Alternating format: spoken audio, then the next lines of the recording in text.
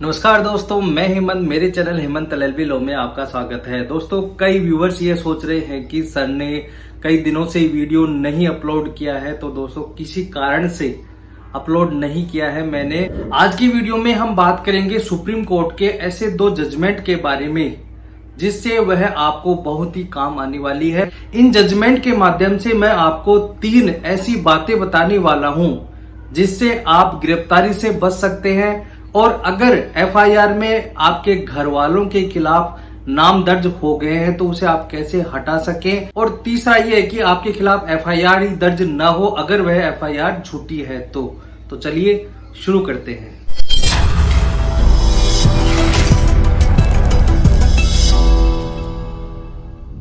इसमें सबसे पहला जजमेंट है Rajesh Kumar versus state of UP. इसमें सुप्रीम कोर्ट ने यह माना है कि ज्यादातर मामले झूठे आते हैं। इसमें खास तौर से आईपीसी 498 ए और आईपीसी 406 के जो मामले होते हैं वह झूठे मामले होते हैं। इसमें सुप्रीम कोर्ट ने यह कहा है कि नेशनल क्राइम रिकॉर्ड ब्यूरो की रिपोर्ट भी इसमें शामिल की गई है। जो दहेज के मामले होते हैं वह ज्यादातर झूठे माने गए हैं, और इन रिपोर्ट के आधार पर सुप्रीम कोर्ट यह बताता है कि दहेज के जो 498 ए और 406 के जो मामले होते हैं वह झूठे माने गए हैं, और 85% ये मामले झूठे माने गए हैं। इनमें लोग बरी हो जाते हैं, और जो 15% जो मामले होते हैं उनमें कन्विक्शन यानी कि उनमें लोगों को दोषित किया जाता है। लेकिन जो बाकी के 85% जो मामले होते हैं उनमें लोग बरी हो जाते हैं, और जो 15% लोग हैं उन्हें ही केवल दोषित माना जाता है।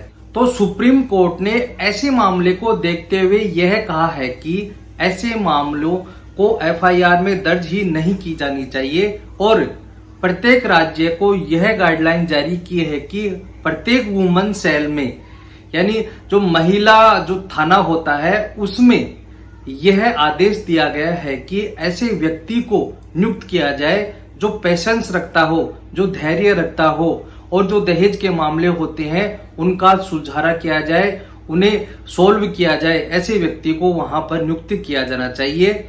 और कई मामले ऐसे होते हैं जिनमें पति पत्नी के बीच में नाक का सवाल होता है, इज्जत का सवाल होता है, और ऐसे मामलों को लेते हुए पत्नी दहेज का मुकदमा दर्ज कर देती है, जिससे इन मामलों का कोई कौतुक भी नहीं रहता है और न्यायालय का समय भी बर्बाद होता है। तो ऐसे मामलों को वुमन सेल में ही सुलझारे के आधार पर निपटा दिया जाना चाहिए, ताकि ऐसे मामले आगे नहीं बढ़ सकें। ऐसे मामलों को दहेज का रूप न दिया जाना चाहिए। जहां तक हो सके ऐसे मामलों को राजीनामा से सुलझाया जाना चाहिए। वुमन सेल में ऐसे व्यक्ति को नियुक्ति दी जानी चाहिए जो पति और पत्नी दोनों की बातों को सुन सके और अपने गुस्से पर धैर्य रख सके। कहने का मतलब ये है कि पति और पत्नी के बीच में जब आपस में बातें बताई जाती हैं तो गुस्से का माहौल भी बन जाता है। तो ऐसे मामलों में जो मीडिएटर होता है, जो मामले को बीच में सुलझाता है, उसको गुस्सा नहीं करना चाहिए, जिससे वह मामला सुलझा सके, और ऐसे मामलों को न्यायालय तक न ले जाकर उसे सुलझाकर ही निपटारा कर दिया जाना चाहिए। और जहां तक हो सके एफआईआर दर्ज नहीं होनी चाहिए। अगर सुलझाने के बाद भी अगर बात नहीं बनती है तो फिर आप एफआईआर दर्ज करवा सकते हैं। इसके अलावा सुप्रीम कोर्ट ने एक बात और कही है कि मामला फिजिकल और मेंटल क्रूएल्टी का है। इसके अलावा ब्रीच और ट्रस्ट का है, मतलब कि विश्वासघात का है। तो ऐसे मामलों में एफआईआर दर्ज कर लेनी चाहिए। अगर पुलिस को यह लगता है कि यह बात सही है तो एफआईआर दर्ज कर लेनी चाहिए। आपको मैं एक बात और बताता हूँ, कई मामलों में ऐसा होता है कि दहेज के मामलों में लड़की के परिवार वालों के द्वारा लड़के के परिवार वालों का नाम भी लिखाया जाता है। उनमें जो दूर के रिश्तेदार होते हैं उनका भी नाम लिखवाने की कोशिश की जाती है। तो सुप्रीम कोर्ट ने यह कहा है कि इन मामलों में जो इन्वॉल्व है उन्हीं का ही नाम लिखाया जाना चाहिए। इनसे मामले आगे न बढ़े और कोर्ट का भी जो समय है वह बर्बाद ना हो। तो सुप्रीम कोर्ट ने यह कहा है कि एक्चुअल में जो शामिल है उन्हीं का ही एफआईआर में नाम लिखा जाना चाहिए। एक बात और है कि 498 और इसके अलावा 406 भी पुलिस वाले के द्वारा जोड़ दी जाती है। तो मैं आपको ये कहूंगा कि जब पुलिस के द्वारा किसी लड़के से स्त्री धन ले लिया जाता है और लड़की के द्वारा यह कह दिया जाता है कि मेरा सारा स्त्री धन आ गया है, तो एफआईआर में धारा 406 भारतीय दंड संहिता यानी आईपीसी की जो धारा है 406 उसे हटा दिया जाना चाहिए।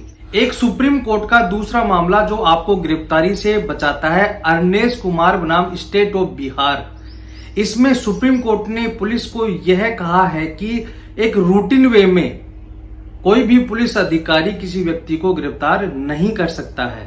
इसके अलावा सुप्रीम कोर्ट ने यह कहा है कि जिस मामले में 7 वर्ष की सजा का प्रावधान है, अगर किसी व्यक्ति को गिरफ्तार करने की आवश्यकता नहीं है तो उसे गिरफ्तार ना करें। अगर पुलिस को यह लगता है कि बंदा कोऑपरेट कर रहा है और मामले में 7 वर्ष की सजा का प्रावधान भी दिया गया है तो उसे गिरफ्तार नहीं किया जाना चाहिए। अगर गिरफ्तार ही करना है तो पुलिस को सीआरपीसी 41 में बिना वारंट के भी गिरफ्तार करने का अधिकार दिया गया है, लेकिन अगर पुलिस गिरफ्तार करती है तो उसे रीजन बताना पड़ेगा।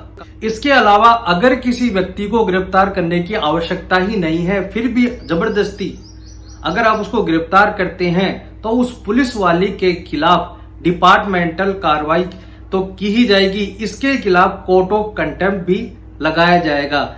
यह बात सुप्रीम कोर्ट ने स्पेशल पुलिस को गाइडलाइन जारी की है। इस गाइडलाइन से यह सुरक्षा आती है कि पुलिस झूठे मामलों में आपको गिरफ्तार नहीं कर सकती है। इसके अलावा अगर आपको यह लगता है कि पुलिस वालों ने आपके घर वालों का नाम भी गलत रूप से लिख दिया है तो आप हाई कोर्ट में जाकर सीआरपीसी 482 में जाकर आप अपने जो घर वाले हैं जिनका नाम झूठे तौर पर लिखा गया है उनका नाम भी हटवा सकते हैं। तो दोस्तों आज के लिए इतना ही। आज आपने वीडियो के माध्यम से यह जाना कि अगर कोई भी पुलिस अधिकारी झूठे मामले में आपको गिरफ्तार करता है तो आप उससे कैसे बच सकते हैं। अगर कोई दहेज के मामले में किसी रिश्तेदार का नाम झूठ रूप से लिखा दिया गया है तो आप उसे किस प्रकार से हटा सकते हैं। तो आज के लिए इतना ही। अगर वीडियो अच्छा लगा हो तो प्लीज इसे लाइक करें, अपने दोस्तों रिश्तेदारों को शेयर करें और सबसे जरूरी बात ऐसे ही वीडियो के लिए आप मेरे चैनल को सब्सक्राइब करें ताकि ऐसे ही वीडियो आपके मोबाइल स्क्रीन पर आते रहें। धन्यवाद। मैं दोस्तों इसलिए बोलता हूं ताकि आप कानून से अवेयर रहें, आपको पता रहे कि दुनिया में क्या हो रहा है और हमारी ताकत क्या है, हम किस बात के लिए लड़ सकते हैं, हम किस बात के लिए बोल सकते हैं, हमारे पास क्या पावर है और पुलिस कानून का किस तरह से गलत इस्तेमाल करती है और हमारे जो अधिकार है, हमारे जो राइट है, जो हमारी फंडामेंटल राइट है उनको वो कुचल नहीं सके और उनके बारे में हम पुलिस वालों या फिर कोई भी अधिकारी है उसको बोल सके अगर कोई भी हमारे साथ जबरदस्ती कर रहा है तो ऐसे ही कानून की नॉलेज के लिए मैं आपको और भी ज्ञानवर्धक बातें बताता रहूंगा। इसलिए आप मेरे चैनल को जरूर सब्सक्राइब करें ताकि आपको कानून के बारे में मैं बता सकूं। धन्यवाद।